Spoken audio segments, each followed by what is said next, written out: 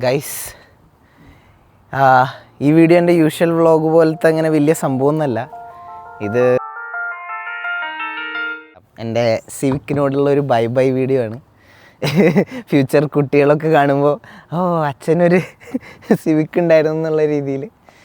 അപ്പോൾ ഞാൻ 2022 വാങ്ങിച്ച ഹോണ്ട സിവിക് EX ആണ്. ഒരു ഓൾമോസ്റ്റ് 4 വർഷം മുമ്പ് ഞാൻ മോൺട്രിയലിലായിരുന്നു. മോൺട്രിയലിൽ എൻ്റെ ചേട്ടനുണ്ട്, അക്ഷയ് ചേട്ടൻ. ആളുടെ 2007 മോഡലിൽ സിവിക്ക് ഉണ്ടായിരുന്നു. അത് വാങ്ങിച്ചപ്പോൾ ഓൾമോസ്റ്റ് 3,60,000 കിലോമീറ്റർ ഓടിയിട്ടുള്ളൊരു കാറ് 4 ലക്ഷം കിലോമീറ്റർ വരെ നമ്മൾ തന്നെ ഓടിച്ചു. എന്നിട്ട് അത് വിറ്റു. അത്ര റിലയബിളായിട്ടുള്ള ഒരു എഞ്ചിനാണ് ഈ ഹോണ്ടയുടെ. അത്ര റിലയബിളായിട്ടുള്ള ഒരു കാറാണ് സിവിക്ക്. ഞാൻ അത്യാവശ്യം സ്പോർട്ടീവ് ആണെന്ന് വിചാരിച്ചിട്ട് എനിക്ക് പിന്നെ ഞാൻ ഏത് വണ്ടി വാങ്ങിച്ചാലും സിവിക്കാ വാങ്ങിക്കുള്ളൂ എന്നുള്ളൊരു മൈൻഡിലായിരുന്നു എൻ്റെ ഫസ്റ്റ് വണ്ടി. ഞാൻ നാളെ ഈ വണ്ടി വിൽക്കാൻ പോവാണ്. ക്ലച്ച് എന്ന് പറഞ്ഞിട്ടുള്ളൊരു ഓൺലൈൻ പ്ലാറ്റ്ഫോമിലാണ് ഇത് വിൽക്കുന്നത്. എനിക്ക് അത്യാവശ്യം നല്ലൊരു ഡീല് ക്ലച്ച് വഴി കിട്ടി. അപ്പം ഞാൻ വിചാരിച്ചു ഇത് വിൽക്കാമെന്നത്. കാർ റിവ്യൂ എന്നുള്ള രീതിയിൽ എനിക്ക് പറയാൻ പറ്റത്തില്ല. ആരെങ്കിലും സിവിക്ക് വാങ്ങിക്കാൻ പ്ലാൻ ഉണ്ടെങ്കിൽ ഗോ ഫോർ ഇറ്റ്. എനിക്കിതിൽ ഒരു ദോഷം പറയാനില്ല. അത്ര അടിപൊളി വണ്ടിയാണ്. നമ്മുടെ ഫസ്റ്റ് വണ്ടിയായിട്ടൊക്കെ വാങ്ങിക്കാൻ പറ്റിയൊരു വണ്ടി തന്നെയാണ്. അഫോർഡബിൾ ആണെങ്കിൽ അഫോർഡബിൾ ആണെന്ന് പറയാൻ പറ്റും. ഇൻഷുറൻസിൻ്റെ കാര്യം നിൽക്കുന്ന സ്ഥലം അനുസരിച്ചിരിക്കും. ഇവിടെ കിങ്സ്റ്റണിൽ ഞാൻ $250 ഉള്ളിൽ എപ്പോഴും കൊടുത്തോടണേ, അതിന് മുകളിലായിട്ടില്ല.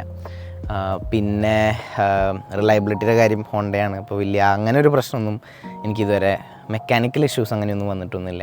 ഇത് വണ്ടിയുടെ ആകെ നെഗറ്റീവ് എനിക്ക് പറയാനുള്ളത് എൻ്റെ സർവീസ് കോസ്റ്റാണ്. ഞാൻ വാങ്ങിക്കുന്ന സമയത്ത് എന്നോട് എല്ലാവരും പറഞ്ഞത് എന്താ ഓയിൽ ചേഞ്ച് മാത്രം വരത്തുള്ളൂ എന്ന്. പക്ഷെ അതല്ല, നമ്മൾ കമ്പനിയിൽ നിന്ന് സർവീസ് ചെയ്യാൻ വെച്ചാൽ എനിക്ക് ഫസ്റ്റത്തെ ഇനീഷ്യൽ സർവീസുകൾ മാത്രമേ $200-250 വന്നത്. ബാക്കിയൊക്കെ എനിക്ക് $500, $450. ഇപ്പോൾ ലാസ്റ്റ് ബില്ല് ഓൾമോസ്റ്റ് $700 ആയിരുന്നു.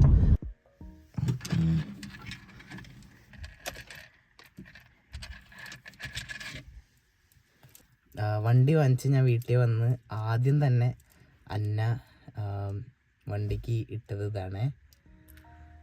അന്നയ്ക്ക് ഭയങ്കര വിഷമമായിട്ടോ. അന്ന കരഞ്ഞു വണ്ടി മുകളിൽ പോയി.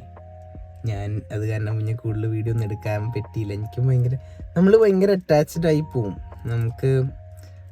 എനിക്കറിയത്തില്ല എത്ര പേർക്ക് അങ്ങനെയാണെന്ന്. ചിലവർക്ക് വണ്ടി എന്ന് പറഞ്ഞാൽ വെറും ട്രാൻസ്പോർട്ട്, ഒരു മോഡ് ഓഫ് ട്രാൻസ്പോർട്ട് എന്നുള്ള രീതിയിലായിരിക്കും. ചിലവർക്ക് ഞാൻ പറയണത് മനസ്സിലാവും. നമ്മൾ ഒറ്റയ്ക്ക് വണ്ടി ഓടിക്കുമ്പോൾ നമ്മൾ സംസാരിക്കുന്നത് നമ്മൾ വണ്ടിയുടെ അടുത്താണ്. ഞാനിതൊക്കെ പറയുന്നത് ചിലവർക്ക് പൊട്ടത്തരായിട്ട് തോന്നുന്നുണ്ടാവും. അപ്പോൾ എന്തായാലും നാളെ നമുക്കിത് ഡ്രോപ്പ് ഓഫ് ചെയ്യുന്ന സമയത്ത് കണ്ടിന്യൂ ചെയ്യാം. Okay, bye. Hello guys, good morning. നമ്മൾ ഇറങ്ങാൻ നിൽക്കുകയാണ്. അന്നേരം വണ്ടിയിൽ പിന്നാലെ വരും, ഞാനിതിൽ പോവും. ഹൈ പറയൂ. ഇതായിരിക്കും എൻ്റെ ഒഫീഷ്യൽ ലാസ്റ്റ് ഡ്രൈവ്.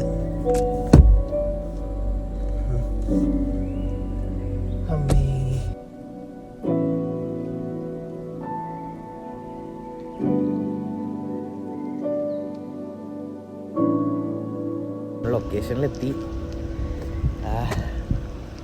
അവർ ഇൻസ്പെക്ഷനൊക്കെ ചെയ്തു. കുറേ പേര് വന്ന് ഇൻസ്പെക്ഷനൊക്കെ ചെയ്തു. 2-3-4 പേര് വന്നിട്ട്. പിന്നെ അതിൻ്റെ ഇടയിൽ ഒരു ഓഡിയും ഒരു ബെൻസൊക്കെ വന്നിട്ടുണ്ട്. ഇത് നമ്മൾ സാധാരണ ഒരു ഡീലർഷിപ്പ് പോലെയല്ല. ഇവർ കാനഡയിലെ ഓരോരോ കോർണറിൽ ഇങ്ങനെ ചെറിയ ചെറിയ ഹബ്ബുകൾ അവിടെ ഇവിടെയൊക്കെ ആയിട്ട് ഇങ്ങനെ വെച്ചിട്ട് അവിടെ ആൾക്കാർ വന്ന് അവരെ വണ്ടി ഡ്രോപ്പ് ഓഫ് ചെയ്യുന്നു, അവരത് കൊണ്ടുപോകുന്നു. ഇപ്പോൾ നമ്മൾ യൂഷ്വൽ കണ്ടുവരുന്ന പരിപാടിയല്ല. യൂഷ്വലി നമ്മളൊരു കടയിൽ കൊണ്ട് കൊടുക്കല്ല ചെയ്യുക. ഇവിടെ അങ്ങനെയല്ല, വളരെ പെട്ടെന്നാണ് പരിപാടികൾ. ഇപ്പം ഞാൻ ഇവിടെ വന്നപ്പോൾ തന്നെ 3 പേര് ഓൾറെഡി വണ്ടി ഇവിടെ കൊടുത്ത് പോയി. ഞാൻ എന്നാ നോക്കിയേ, പാവം തണലത്തിരിക്കുക. എൻ്റെ വണ്ടി അവിടെ കൊണ്ടിട്ടു ഗൈസ്.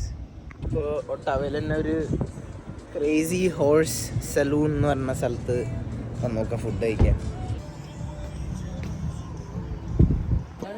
എന്താടി ഇത്? ചെകുത്താൻ്റെ തല. നല്ല മണം ഉണ്ട് കേട്ടത്. അന്നേരെ പോലെ ഒരാൾ ഒരു സാധനമൊക്കെ ഉണ്ടല്ലോ ഗൈസ്, ഞെക്കണ സാധനം. ജാക്ക് ഡാനിയൽസ് ATM ഉണ്ട് കേട്ടാ. ഒരച്ചെന്ന് കാന്തം പോകുന്നുണ്ട്. Thank you. എന്തായാലും ഇനി ഞങ്ങൾ ഇവിടുന്ന് ഫുഡ് കഴിച്ച് തിരിച്ച് കിങ്സ്റ്റണിൽ പോവും. പ്രത്യേകിച്ച് വേറെ പരിപാടിയൊന്നുമില്ല. ചെറിയൊരു വീഡിയോ ആയിരുന്നു, എല്ലാവർക്കും ഇഷ്ടപ്പെട്ടു എന്ന് വിചാരിക്കുന്നു.